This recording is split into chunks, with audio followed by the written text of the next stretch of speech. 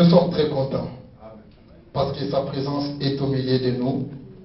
Nous voulons partager sa parole, une grâce que Dieu nous a accordée encore cet après-midi. Amen. Amen. Donc lorsque nous sommes dans sa présence, nous devons bénéficier réellement cette gloire de Dieu. Essayez un peu d'oublier, comme je viens de vous dire. Quels que soient les problèmes, les circonstances, lui, il restera toujours Dieu. Quelle que soit la durée de notre situation, il est toujours Dieu. Amen. Alléluia. Amen. Je voudrais parler de la foi aujourd'hui. La foi.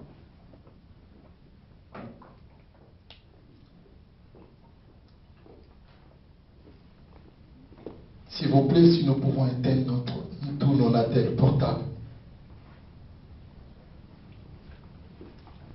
Vous avez les Bibles, éteignez vos attelles. Prenez vos Bibles là-bas, comme ça serait un peu avantageux parce que vous pouvez recevoir un appel tout de suite. Quand vous voulez lire la Bible dans une attelle, donc ça va sonner. Amen. Amen. Marie-Jo, prochainement, tu mets un papier là-bas, jusqu'à l'entrée, il faut éteindre nos attelles. Parce que nous sommes dans la présence de Dieu. Amen. Alléluia. Amen. Je suis en train de préparer un message sur le respect des cultes. Comment nous pouvons respecter les cultes lorsque nous sommes dans la présence de Dieu. On aura l'occasion de parler ça. Amen. Amen.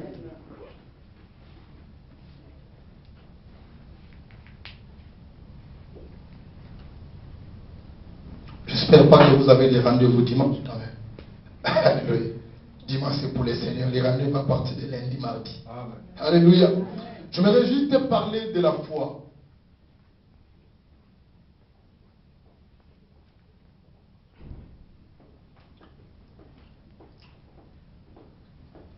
C'est très important de parler de la foi parce que sans la foi, c'est tellement difficile. Même pour voir le Seigneur, même pour demeurer dans sa présence, c'est tellement difficile. La vie chrétienne est basée à la foi.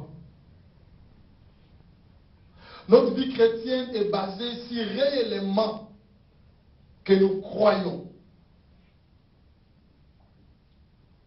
à celui qui est venu nous sauver, la personne de Jésus. Amen. Et c'est là qui demande vraiment que celui qui veut croire à lui, celui qui veut suivre le Seigneur, devait avoir la base de la foi. Le livre des Hébreux nous dit que, or, sans la foi, il est impossible. Or, sans la foi, il est impossible de lui être agréable. Donc, celui qui n'a pas la foi, il est impossible. Il n'y a pas encore d'autres mots à dire là-bas. Il n'y a pas encore d'autre théologie là. Sans la foi, il est impossible de lui être agréable. Donc si tu n'as pas la foi, même si tu es dans sa présence, même si tu fais semblant de chanter, d'adorer, mais sans avoir la foi, il est impossible de lui être agréable. Je pense que la foi, il n'y a pas, bibliquement, il n'y a pas deux définitions, trois définitions. Nous avons une seule définition de la foi, que nous tous nous les connaissons bien dans Hébreux chapitre 11, verset 1er. Il dit, la foi est une ferme assurance. Une ferme assurance des choses qu'on espère. Des choses qu'on espère. La foi, c'est une ferme assurance des choses qu'on espère. Je pense que chacun de nous espérons à quelque chose. Chacun de nous. nous espérons à quelque chose. Je ne vois pas, il y a quelqu'un dans le monde ou des chrétiens qui espèrent à rien. Même matériellement, si nous sommes déjà bénis. Physiquement, nous sommes en bonne santé et nous sommes bénis. Mais nous pouvons espérer à quelque chose. Le royaume de Dieu.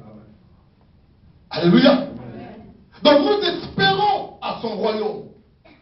Nous espérons qu'un jour, nous allons les voir face à face, régner avec lui. Parce que Dieu a tout. La voiture, matériel, la maison, tout, mariage, tout. Donc tu espères peut-être à rien si c'est la terre.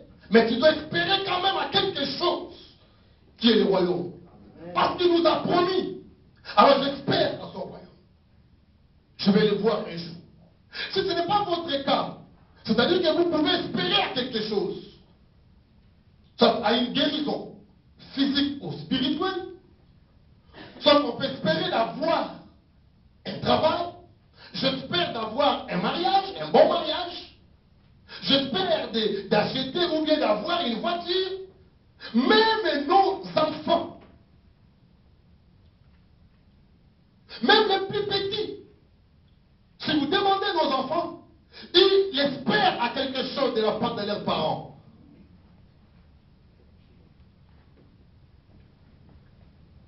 Alléluia. Les miens, ils espèrent déjà à quelque chose, le cadeau de Noël. On n'est pas encore à Noël, mais ils espèrent déjà le cadeau de Noël. Donc nous devons espérer à quelque chose. Et je suis sûr et certain, nous tous, comme nous sommes ici, nous espérons à quelque chose. Pour certains, les papiers. Pour certains, les voyages. Donc chacun de nous ici, j'espère dans son cœur, dans sa pensée, il espère à quelque chose. Mais moi qui vous parle, j'espère aussi à quelque chose. J'ai eu seulement la grâce de vous transmettre la parole parce que c'est mon travail. Mais j'espère à quelque chose.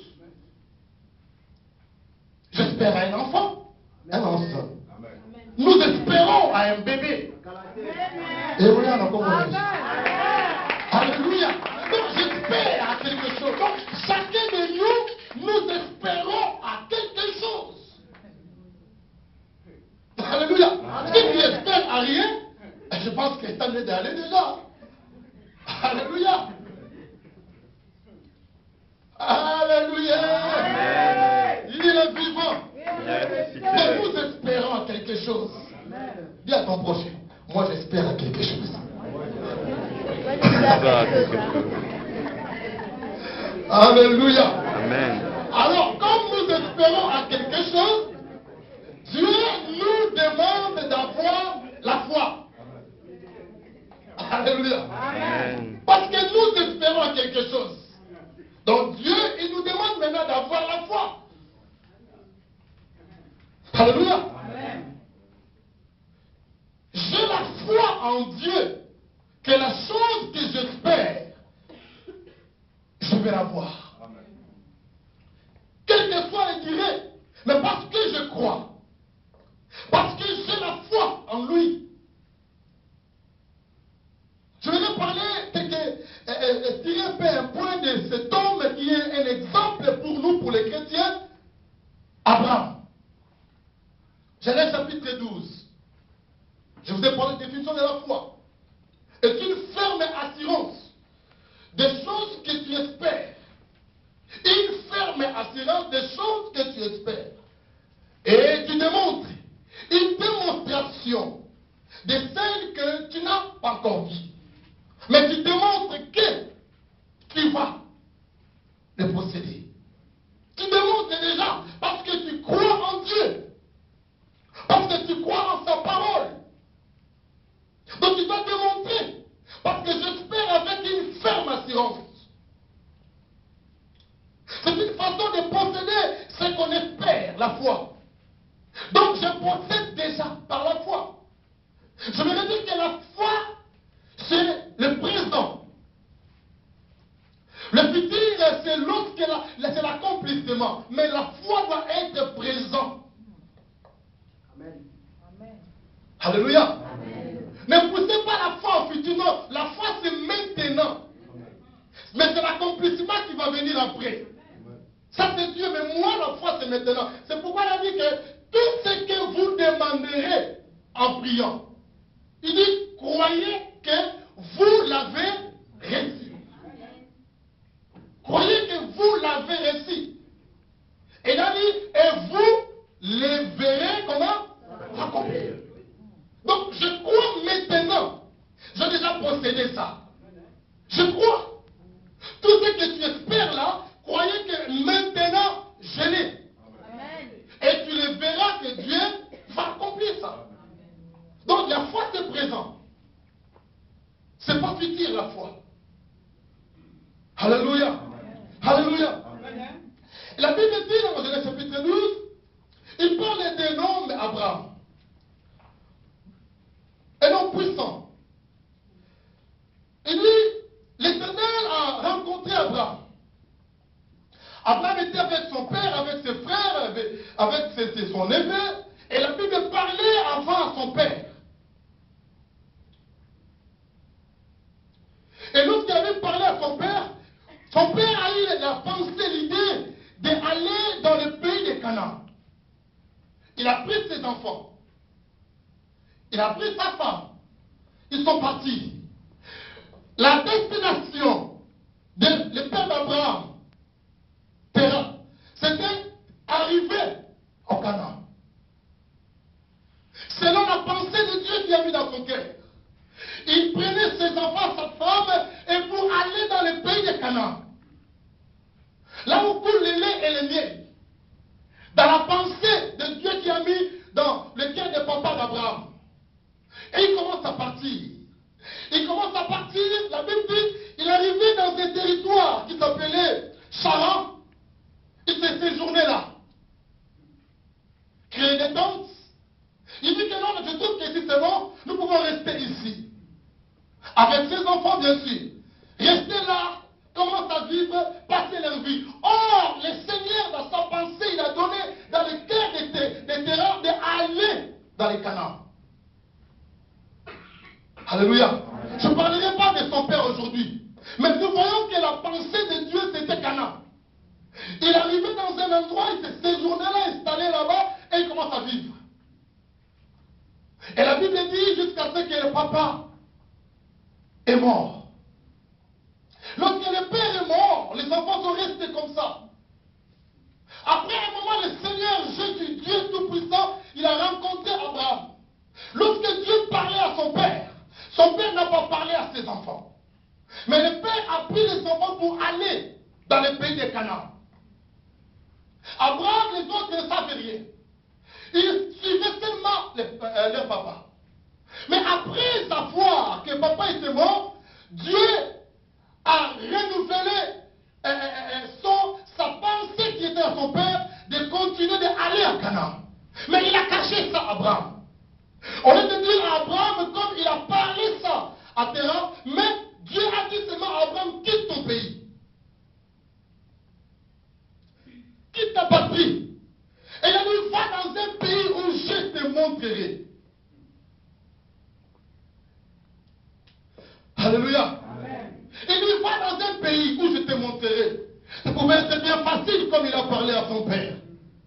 Qui va seulement dans le pays de Canaan. Mais Dieu dit à Abraham, va dans un pays. Va seulement, moi je te montrerai.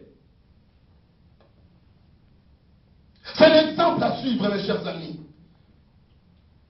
Et aujourd'hui, que la Bible nous appelle Abraham le père de la foi. Abraham s'est posé beaucoup de questions. Il a entendu Dieu. Et comme il croyait à la fidélité de Dieu, Abraham a pris ses affaires. Abraham a pris sa femme. Abraham a pris son neveu, l'autre, parce que son frère, le père de l'autre, était mort. Et Abraham a parti. Il ne savait pas où il va aller.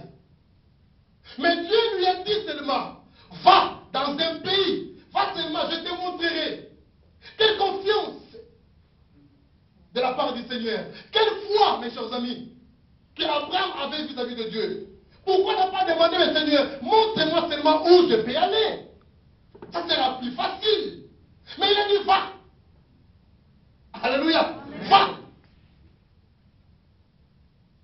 Abraham, lorsqu'il a fait les premiers pas de la foi, et là je pensais à moi, je disais que la foi des chrétiens va toujours marcher avec l'obéissance. Alléluia. Vous voyez pas qu'il y a l'obéissance qui est là aussi. Il a écouté Dieu. Oui, il a crié à la parole, à l'autorité de Dieu. Mais il faudrait maintenant Abraham puisse obéir. Puisse quitter. Puisse commencer à aller. Même sans savoir où il part. C'est l'obéissance. Abraham a crié et Abraham obéissait à la voix de l'Éternel. Il commence à partir. Il commence à partir. La Bible n'a pas tout écrit. Mais je sais qu'il a fait des jours. Je sais que c'est le Seigneur qui les dirigeait. Parce qu'il ne savait pas où il va aller. C'est facile quand nous voulons partir ici à Lausanne. Bien sûr, je ne peux pas aller comme ça. Ça, je vais se trouver là-bas en Italie ou à Saint-Plon. Lausanne, c'est ici. Donc, je vais commencer à aller à Lausanne ou bien je pars comme ça, je pars comme ça. Je sais que Lausanne est ici. Mais là, Abraham ne savait pas. Je ne sais pas où, mais il part seulement. Alléluia. Une ferme assurance des choses qu'on espère. Une démonstration de celles qu'on ne voit pas. Abraham a démontré qu'il aime Dieu.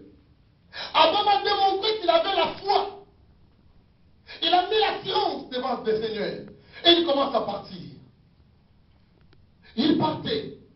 Il partait. Si vous suivez la lecture, tout en bas, vous allez comprendre maintenant. Son acte de la foi et d'obéissance, c'est ainsi que, au cours des routes, le Seigneur lui a montré là où il va aller. Lorsque Abraham commençait à partir, et c'est là où que le Seigneur lui a montré que je vais t'amener, je t'amène dans le pays des Canaan. Parce qu'il a mis premièrement l'acte de la foi. Sans devoir poser beaucoup de questions. Sans devoir commencer à déranger le Seigneur où je vais aller. Mais Abraham il crie et Abraham partit. Où il ne savait pas. C'est quelque part, c'est la folie. C'est la folie, mes chers amis. Alléluia. C'est la folie. Quand vous avez encore rien dans vos mains. Rien, aucun téléphone, mais vous croyez que le mois prochain, je vais commencer un travail. C'est la folie. Hein? Alléluia. Amen. Vous avez encore rien dans vos ventres, mais vous croyez que l'année prochaine, j'aurai un bébé. C'est une folie. Parce que si vous croyez seulement que si Dieu vous a dit que je te bénirai l'année prochaine, tu posséderas un bébé, et vous croyez seulement. Vous croyez. Sans avoir rien, mais vous croyez seulement. C'est ça, ce que nous appelons la foi. Abraham a respecté les commandes du Seigneur, il commence à partir. Et lorsqu'il partait, avec la marche avec le Seigneur, c'est là, maintenant le Seigneur lui a parlé. C'est là où tu vas aller. Il y a certaines choses, mes chers amis, nous ne connaîtrons pas ça tout de suite.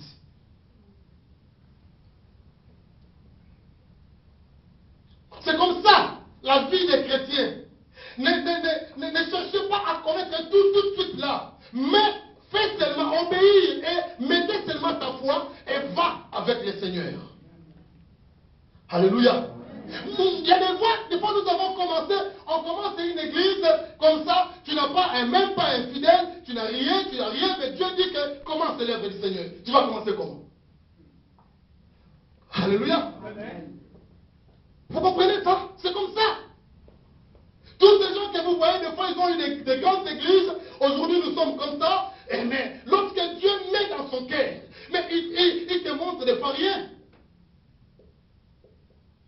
Il montre rien. Il dit seulement que va. Faire là. Et toi, tu vas faire maintenant acte et de la foi pour que ce que Dieu a dit, pour que Dieu puisse accomplir ça. Abraham obéit et Abraham commençait à partir. Je ne parlerai pas de l'autre aussi. Mais après un moment, Abraham arrivait jusqu'à dans le pays de Canaan. Quand Dieu parlait à Abraham dans le chapitre 1er, chapitre 12, verset 1er, il dit, je te montrerai,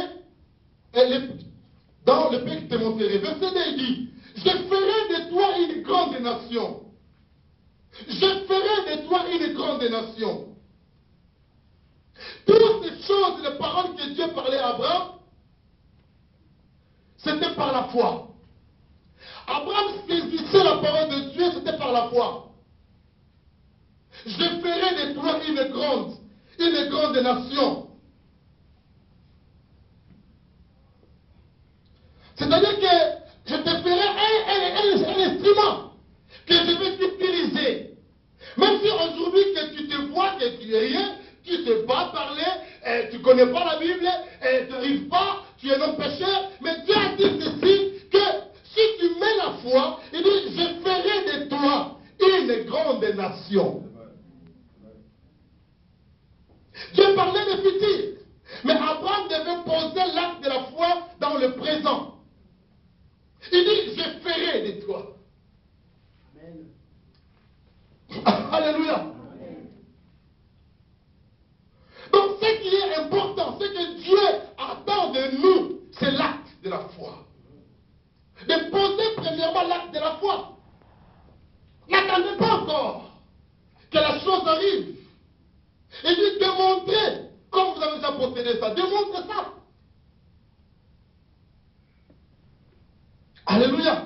Je ferai de toi un instrument. Ça veut dire comme ça. Un instrument. Et il a dit, continue à dire, je te bénirai, je rendrai ton nom grand. Alléluia. Je rendrai ton nom grand. Tout ce que Dieu parlait, il parlait ça dans le futur d'Abraham. Mais Abraham devait poser l'acte. Abraham devait obéir dans le présent. De quitter sa patrie, de quitter son pays. Dieu va voir à Abraham si réellement il a la foi de ce que je l'ai dit. Mes chers amis, vous savez, beaucoup de fois que nous ne possédons pas des choses que Dieu nous a dit, parce que nous avons, il y a une semence de peur à nous. Pas seulement peur, mais la doute aussi. Nous doutons tellement beaucoup.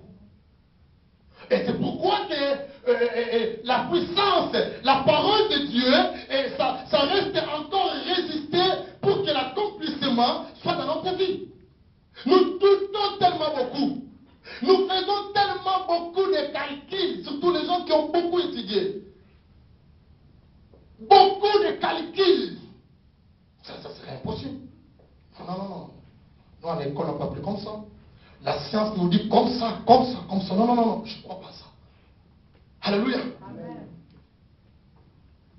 Je suis tout à fait d'accord avec les études. Tout à fait d'accord, parce qu'on a besoin d'étudier. Mais j'aimerais vous parler une chose de Dieu. Des choses de Dieu, c'est surnaturel. Vous ne pouvez pas prendre ça par votre tête. La tête, notre raisonnement, n'a rien à voir avec les choses de l'Éternel des armées. Rien à voir. Alléluia. Sinon, ça peut nous bloquer la manifestation du Saint-Esprit dans nos vies. Alléluia. Abraham, il a dit qu'il a quitté, je ferai de toi je rendrai ton nom grand. Tout cela dans la foi. Il dit, lorsque tu vas obéir, lorsque tu feras ceci, ce que je te demande, je rendrai ton nom grand. Le monde parlera de toi. Tu seras célèbre. Il continue à dire, verset 2 à la fin, il dit, et tu seras une source de bénédiction. Une source de bénédiction. C'est-à-dire que, voyez, lorsque quelqu'un a la foi à Dieu, regardez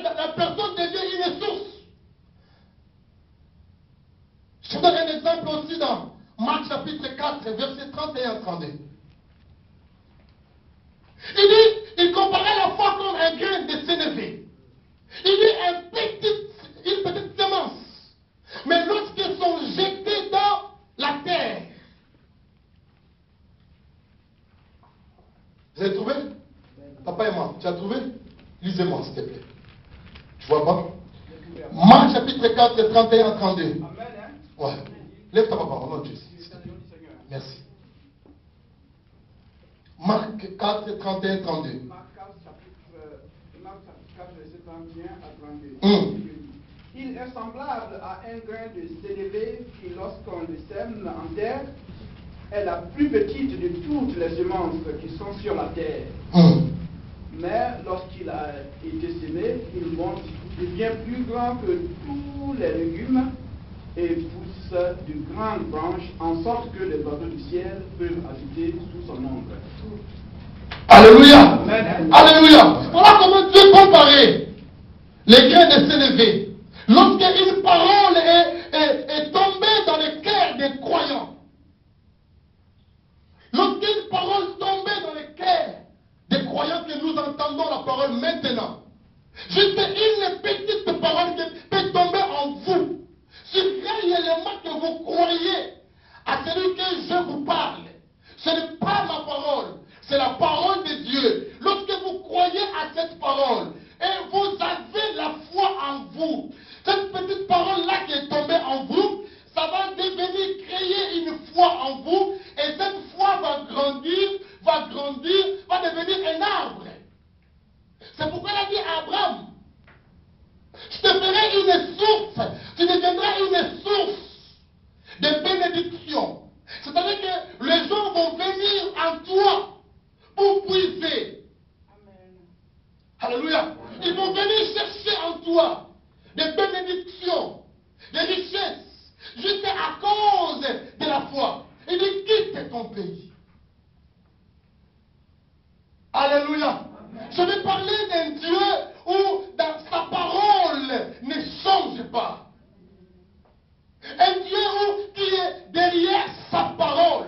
Lorsqu'il a dit une chose, quel que soit l'obstacle, sa parole pénètre. Amen. Quel que soit le mur, sa parole peut entrer, traverser le mur pour arriver là. Donc s'il a dit, il n'y a personne ne peut contredire ce que lui a dit. Amen. Je dis personne. Sa parole est puissante, mes chers amis. Quand Dieu dit, nous devons faire de la foi. Amen. Alléluia. Amen. Quand il te dit, donne seulement, vous ne savez pas qu'est-ce que Dieu a réservé pour vous demain. Quand il dit, fais seulement, ne calculez pas.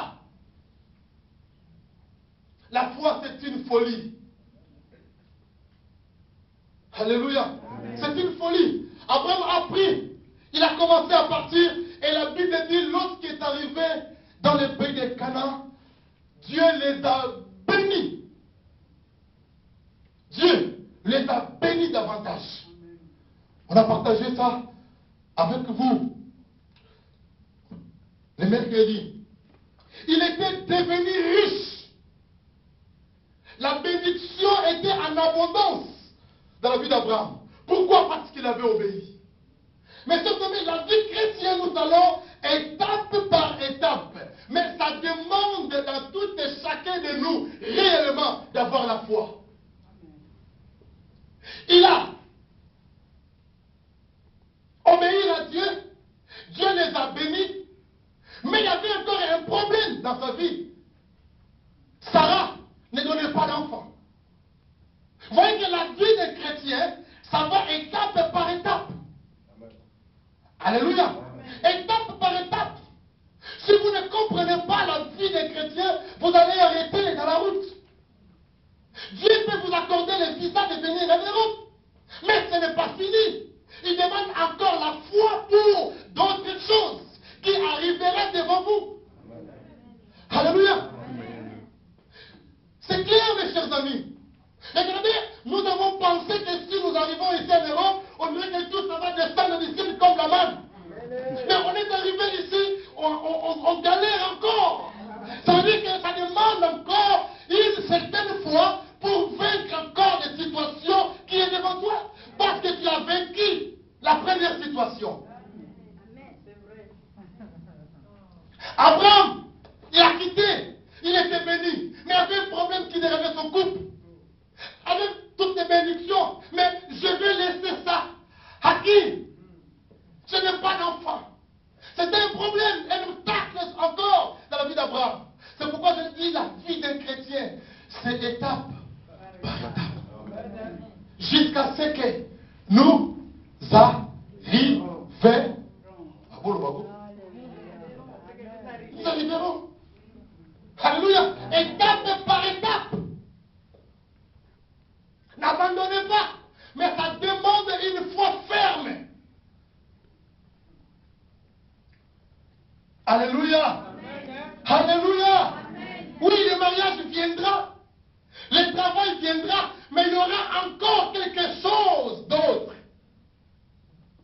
Tu seras béni. Mais il y aura encore quelque chose d'autre. Mais si nous avons mis notre foi en lui, l'Éternel des armées, celui qui ne mange jamais, c'est-à-dire nous allons vaincre. Amen. Alléluia. Amen. Il a dit, j'ai vaincu le monde.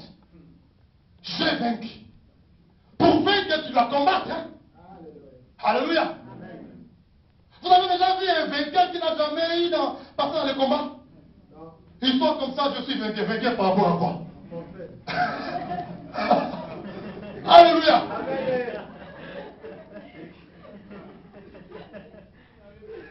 Il est vivant. Ça veut dire un vainqueur doit vaincre. Donc la situation est là, je l'affronte. C'est par la foi.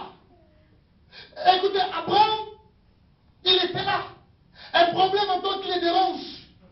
Mais comme déjà il savait que Dieu, celui qui m'a envoyé ici à Canaan, il est fidèle, et il restera fidèle, je ne crains rien. Je pose ma foi en lui. Je crois en lui. Vous savez, la foi détruit l'obstacle. C'est pourquoi je dis que ne posez pas votre foi par rapport à votre l'intelligence ou sagesse. Nous en avons besoin, mais devant la situation, devant les choses de Dieu, on ne se calcule pas. On regarde que le Seigneur. Regardez, j'aime bien un verset, un chapitre qui se trouve dans les 2 Rois. 2 Rois chapitre 7. On parle de la délivrance de Samarie. Et à l'époque là, il y avait des lépreux. Il parlait de 4 lépreux. Ils étaient malades. Ils n'avaient pas le droit de vivre dans la société. La loi était comme ça posée. Toute personne qui sera atteinte de la maladie de lèpre, il sera à l'extérieur des camps. Rejeté, mon frère. Personne ne va t'occuper de toi. On peut dire, mais où est la miséricorde de Dieu? Là-bas, parce que la maladie était considérée comme une maladie impure, bannie de la société. Et la parole de Dieu, si vous commencez 2 Rois chapitre 7, verset 1er, verset 10 ou 11, vous allez voir des choses qui se passaient dans la ville de Samarie. La famille était dans la ville. Il n'y avait rien à manger. Le peuple galérait. À l'époque du prophète Élisée, qui a reçu double portion de son père Élie. Mais il y avait la famine. Les ciels étaient fermés. Chacun pour soi et Dieu pour tous. Les lépreux qui étaient là, mais je crois, ils avaient la famille. Les membres de famille, ils regardaient de loin. Vous êtes impies. C'est-à-dire que ces 4 lépreux attendaient que la mort. Dans leur ville de Samarie, la famine. En plus de la famine, la maladie. La maladie qui n'a pas de médicaments. incurable. Ils attendaient que la mort. Là, j'aimerais vous activer votre foi. Votre foi, mes chers amis. Vous savez, des fois quand je parle comme ça, sans avoir posé ma main sur vous, mais vous pouvez recevoir une guérison là où vous êtes. Amen. Parce que la parole de Dieu est puissante. Très puissante. Cet homme qui a dit, Seigneur, ne te tracasse pas de venir chez moi. Je ne suis pas digne. Cet homme qui connaissait bien la puissance de la parole de Jésus. Il a dit, maître, dis seulement un mot. Dis seulement une seule parole. Il n'a pas dit, venez poser ma main dans la tête de mon serviteur. C'est une possibilité aussi. Parce que Jésus nous a demandé de guérir, de poser la main sur le malade. Mais il y a encore quelque chose d'autre. La parole elle-même peut poser sa main sur vous et sur nous et que la guérison doit se faire. Parce qu'il est Dieu. Les 4 lépreux étaient là, loin du camp. Mais ma Bible dit ceci. Il y avait 2 camps. L'autre côté, il y avait le camp des Syriens, les païens, les étrangers, vis-à-vis de le plan de Dieu. Mais là-bas, il y avait en abondance. Leur vie était joyeuse. Ils menaient une meilleure vie, merveilleuse vie, des choses en abondance. Mais son peuple, le peuple de Dieu galérait. La famine qui était au pays. Mes chers amis, les 4 lépreux regardaient, ils commencent à dire, ils disent, mais pourquoi nous allons tarder ici? Ils ont augmenté leur foi. Malgré qu'ils étaient rejetés à la société. Ils restaient loin là-bas. Mais ils ont augmenté leur foi. Ils disent, nous allons entrer dans les camps des Syriens. Ils décidaient, les 4. Sinon nous allons mourir ici. Nous sommes malades. Nous avons la famine. Si nous retournons dans notre camp, ils vont nous tuer là-bas. Parce que nous sommes impurs. Et si nous restons aussi ici, nous n'avons rien à manger. Qu'est-ce que nous allons faire? C'est lorsque l'homme est arrivé à la fin de toutes choses. C'est là où Dieu va voir si réellement vous avez la foi pour que le ciel intervienne. Amen. Amen. Alléluia. Amen. Je suis en train de prophétiser pour quelqu'un. Lui qui voit qu'il est arrivé à la fin, où il voit à gauche se fermer, droite se fermer, mais sache que le ciel est ouvert. Amen. Alléluia. Amen. Le ciel est ouvert. Parce que Dieu, personne ne peut fermer le ciel pour ses enfants. Le lépreux regardait de gauche à droite. Il y avait la maladie et la famine. Il dit, mes chers amis, nous allons entrer là-bas. S'ils vont nous tuer, nous mourrons. Qui peut dire ça? Qui a trouvé ça? Ça pas de l'autre. Vous avez trouvé? Des rois. Chapitre 7. Commencez même verset 6. Non, même 5, 6. Rapidement, papa. S'il te plaît. Ils partirent donc au crépuscule. Commencez 4. Verset 4. Si nous songeons à entrer dans la ville, la famine est... C'est-à-dire d'aller dans la ville de Samarie. La famine est là-bas. Amen. Oui.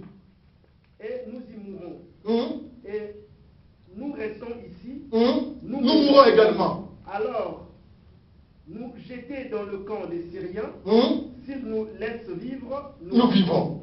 Et s'ils nous font mourir, nous mourrons. Alléluia. Amen. La foi, c'est une ferme assurance. Une ferme assurance, à d'autres temps, c'est une décision. Vas-y, mon frère. Ils partirent donc au crépuscule pour se rendre au camp des Syriens. Et alors qu'ils furent arrivés à l'entrée du camp des Syriens, voici, il y a... C'est quel verset là? 6, hein? C'est le 5, la fin du 5. Ok, vas-y. Voici, il y avait... Voici, il n'y avait personne. Ah. Le Seigneur avait fait entendre... Verset 6 maintenant? Verset 6. Alors, soulignez ça. Soulignez verset 6. J'aime bien ça. Qu'est-ce que le Seigneur a fait? Le Seigneur avait fait entendre dans le camp des Syriens un bruit. Pour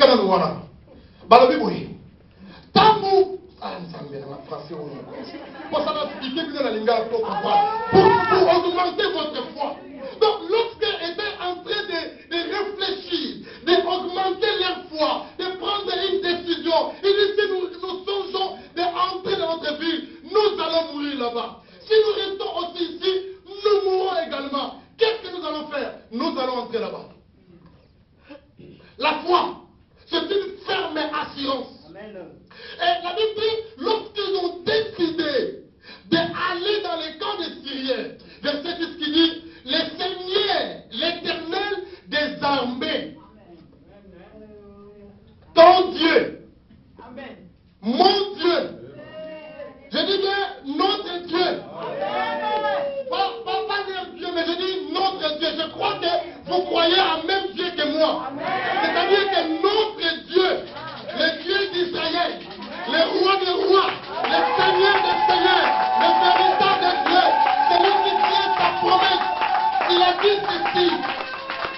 Lorsqu'il a vu ses enfants décider d'entrer là-bas, il a pour lui au ciel. Je dis le ciel est ouvert. Dis à ton frère, le ciel est ouvert. Ah, le Bala Mouninga, le ciel est ouvert. Oh. Il est Dieu, maman.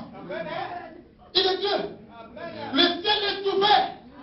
S'il ferme ici, si Berne est ferme ici, si les maternités ferment là, mais le ciel est ouvert.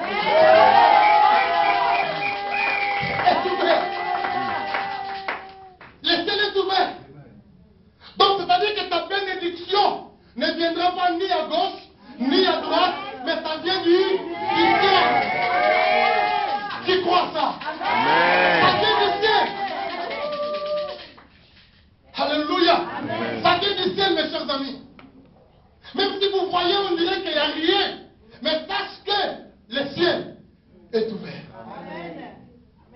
La Bible dit, le Seigneur a envoyé un grand bruit. Et Jésus Messie. Vous savez, lorsque... Ah, qu'est-ce que je veux dire encore? Je ne sais pas s'il y a des gens qui ont vécu des moments de guerre dans leur pays. Je ne sais pas. Hein?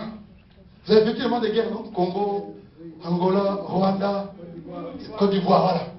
Lorsque les rebelles entrent, vous sentez comment le bruit là? Le bruit des chars. Des fois, ils entrent dans le silence, des fois, ils entrent avec des chars. Et la Bible dit, le Seigneur a fait un grand bruit. Les Syriens, là où ils étaient, il dit,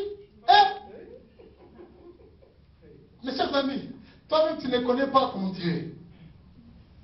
Tes ennemis, tes adversaires, ils connaissent que tu as un Dieu véritable. Amen. Regardez comment ils ont dit. Papa, qu'est-ce qu'ils ont dit? Les Syriens, qu'est-ce qu'ils ont dit?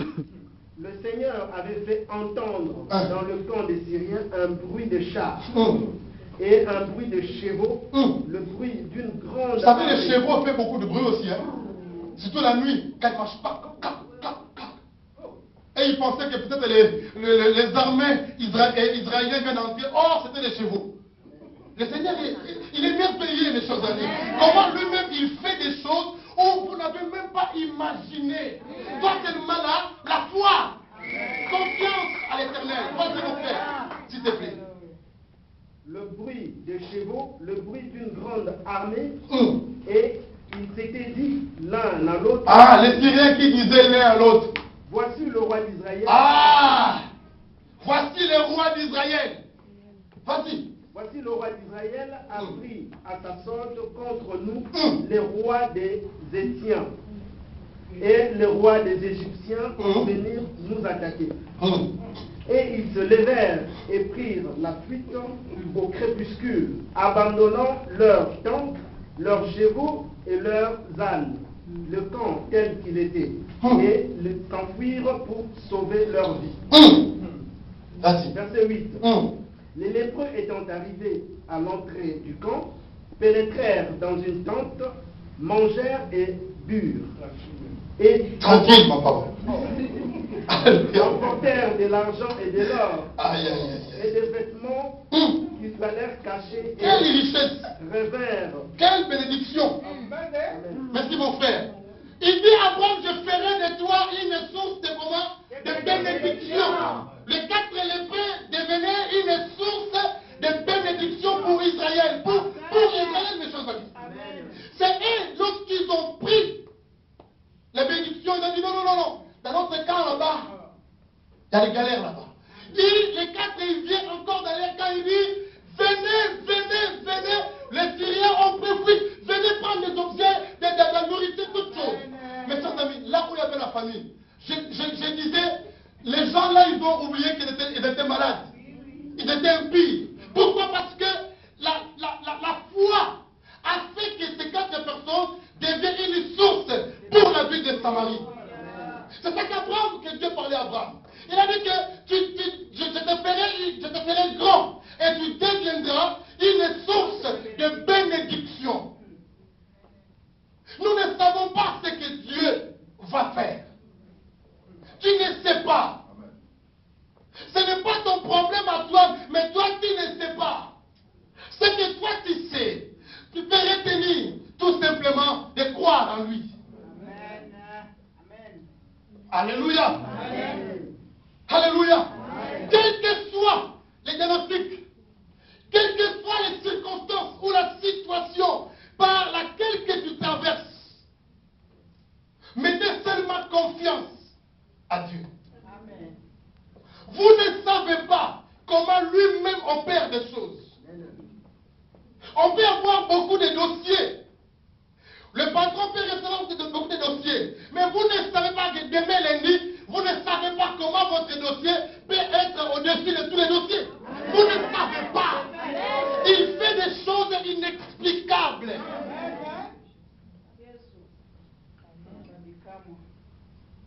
Alléluia. Comment un enfant est entré dans le ventre de Marie? Comment vous pouvez expliquer ça?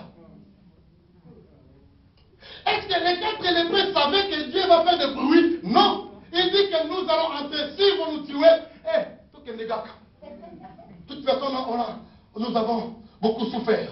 Mais lorsqu'ils sont entrés là-bas, le Seigneur lui-même faisait son manœuvre pour faire expulser, de chasser les Syriens. Il fait des choses, je ne sais pas comment je peux vous expliquer. Moi-même, je ne sais pas. Je vous dis clairement, je ne sais pas comment vous expliquer. Mais je sais seulement, il fait des choses inexplicables.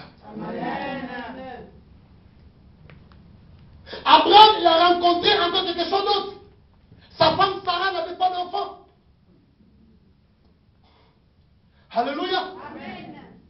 Et après, le Seigneur Dieu a promis encore à Abraham, parce que tu as fait première part, je te ferai encore d'autres choses.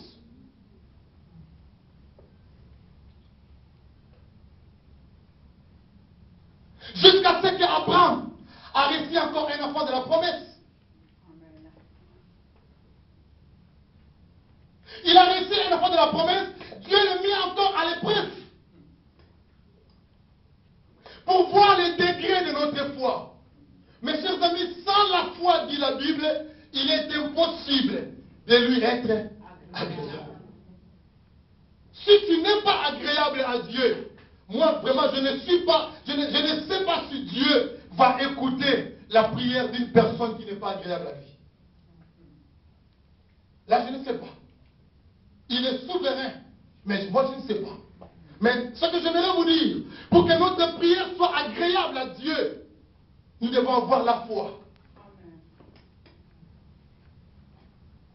Il a dit, ce qui est impossible aux hommes est possible à Dieu. Vous allez expliquer ça comment? Ce que vous voyez impossible. C'est que le monde dit que ça, on ne peut pas, on ne peut rien faire. Si vraiment on ne peut rien. Même si tu pars aux États-Unis, même si on parle de spécialistes, on ne peut rien. Mais ne croyez pas tout. Dites seulement oui, je crois à votre science que vous êtes fini là. Mais moi, je sais qu'il y a un Dieu qui est capable. Là où vous êtes arrêté, lui peut continuer encore à faire quelque chose. Dieu va voir la confiance que nous avons en lui. comment on peut comparer Dieu avec l'humain? Comment vous comparez Dieu? Comment comparer divin avec l'humain? Comment comparer créateur et créature? Comment comparer ça? Alléluia. Pourquoi comparer ces choses pareilles? Dieu est Dieu. Il appelle des choses en existence ce qui n'a jamais existé. Jamais. Alléluia. Je vais finir là. Mais je n'ai pas parlé même des choses que j'avais préparées. Mais je vais finir quand même. Nous avons la Sainte Seine. Lisez-moi Proverbe chapitre 3. Verset 5. Proverbe 3, verset 5. Papa de l'eau, lisez-moi s'il te plaît. Proverbe 3, verset 5.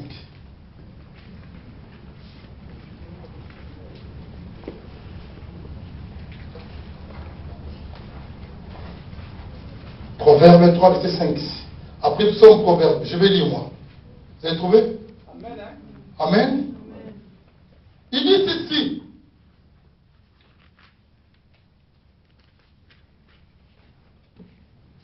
Confie-toi à l'Éternel de tout ton cœur. Lisez-moi ça, français courant. Français courant. Anaïs, tu as trouvé? Lire. Lève-toi, lire à haute voix. Vas-y. Verset 5. Confie-toi à l'Éternel de tout ton cœur et ne t'appuie pas sur ton intelligence. À haute voix. Certains qui n'ont pas entendu là-bas derrière. Vas-y.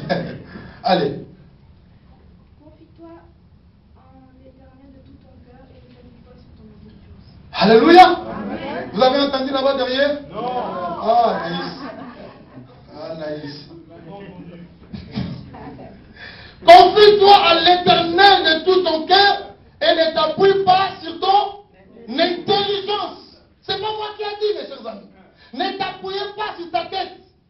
Il dit confie-toi. Or, confiance, ça veut dire la foi. Mettez votre foi en l'Éternel. Ne vous appuyez pas sur votre intelligence. Ce n'est pas moi qui ai dit. C'est le Seigneur.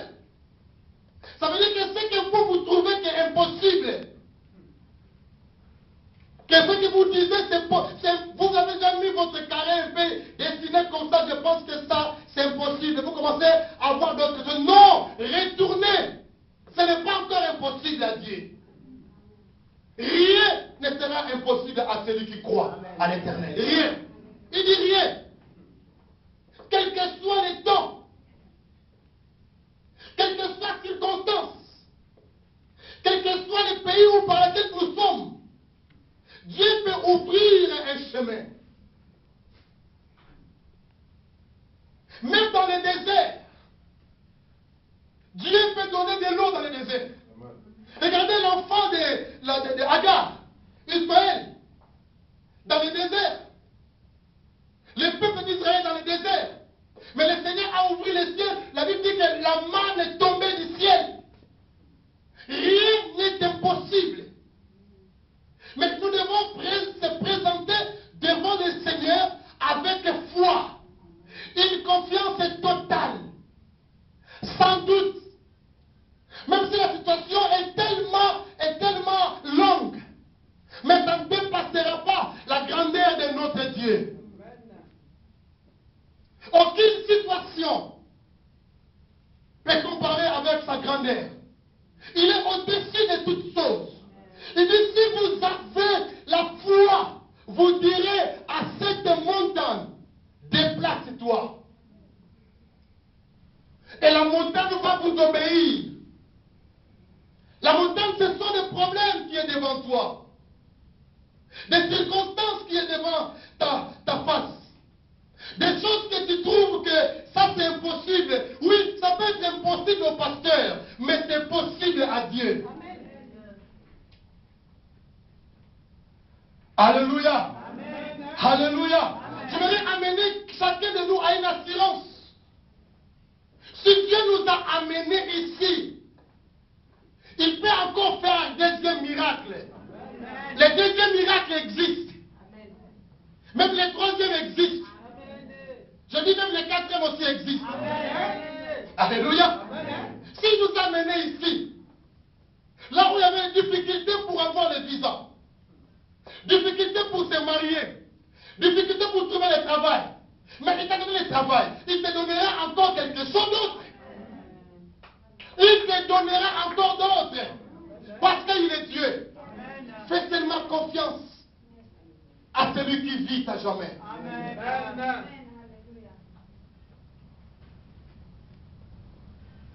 Lorsque vous arriverez à la fin, tournez vos regards vers le Seigneur. Tu dis, Seigneur, je n'ai pas pu, mais j'ai confiance à toi. Des fois, lorsque nous lisons la parole, nous devons, quand nous lisons la parole, prenez cette parole comme que Dieu parle à toi. Abraham n'est plus là. Mais lorsque nous lisons ces paroles-là, je prends ces paroles, ça devient ma parole à moi. Que Dieu parlait à moi. C'est là où que nous augmentons notre foi. Quand je vois une femme qui avait des problèmes, qui courait vers le Seigneur, il a dit, si je touche seulement le pan de son vêtement, le Seigneur ne savait pas. Tant qu'humain, 100% homme, 100% Dieu. Mais je parle tant qu'humain ne savait pas. Quand il partait comme ça, il y a une femme qui réfléchissait de loin. Il dit, j'ai souffert. Et vous savez, la Bible dit ceci, il a beaucoup souffert dans la main de plusieurs, comment? Médecins. Alléluia. Amen. Allez chez le médecin. Il va toujours tout. C'est pas mauvais. Mais elle a beaucoup souffert. Lorsqu'il a entendu parler de Jésus, cette femme a dit, ah! Elle commençait à augmenter sa foi elle-même. Elle dit, si je touche seulement. Qu'est-ce qu'il a dit? Il a dit, je sais. Donc je crois. Je serai comment? Guérie. Elle-même. Elle dit, je crois que je serai guéri. J'aime bien dire à l'église, mes chers amis, lorsque vous quittez vos maisons, même avant de venir ici, vous devez faire une prière personnelle. Parce que nous venons de dire ici que j'espère à quelque chose. Moi, j'espère à quelque chose, toi aussi. Mais avant de venir dans l'église, ne venez pas pour faire une rencontre. Nous venons pour chercher l'Éternel. Et si j'ai un problème, je vais déposer ça devant lui. Donc je dirai dans ma maison, Seigneur, je pars dans ta présence. Mon problème aujourd'hui va finir.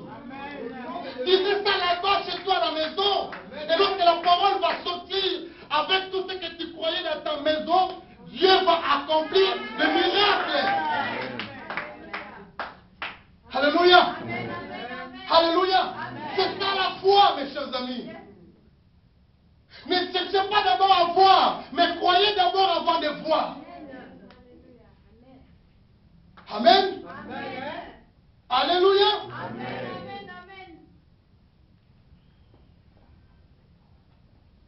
Oh, Dieu est... Il est merveilleux, notre Seigneur. On a entendu un bon témoignage à monter. Une sœur que nous avons prié avec elle. Ça fait 2 ans qu'on se connaît, venait à l'église. On prie. Un jour, j'ai senti dans mon cœur que cette femme, elle a beaucoup de chagrin. Je dis, elle est brésilienne. Je dis, ma soeur, qu'est-ce qui te dérange vraiment beaucoup? Il dit, non, je viens de se marier, ça fait 3 ans, mais j'ai besoin vraiment d'avoir quand même ne fils que un. Je dis, Dieu le fera cela, parce qu'il est Dieu. Amen. On a prié. J'ai posé aussi ma main dans sa vie. Et il est parti. On n'y avait rien. Mais elle croyait à la parole, à la fidélité du Seigneur. Et après une année, je ne le voyais plus. Et après une année, il vient revenir à l'église. Il a dit que, pasteur, quand tu as prié pour moi, les années passées là, après quelques mois, je suis tombé enceinte. Vous voyez,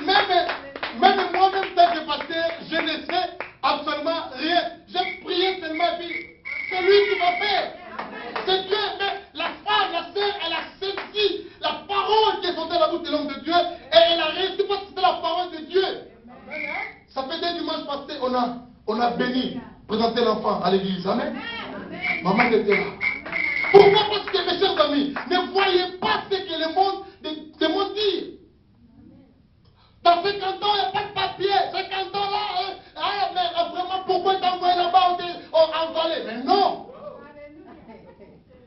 Si Dieu m'a envoyé ici, il va ouvrir le ciel. Vous savez combien sont en Genève, en Lausanne, là-bas, ils ne travaillent pas? Les mariages, il n'y a pas de mariage, mais ils sont à Lausanne, à Genève. Ils ne travaillent pas, ils ne font rien, ils sont là toujours, social. Mais toi qui es là, tu travailles. Donc si Dieu t'envoie ici, quel que soit le désert qui est là, même si les autres sont en train de mourir là-bas, mais toi, tu ne mourras pas. Alléluia. Il est Dieu. Si tu crois en lui, il peut faire des choses où l'homme ne peut pas.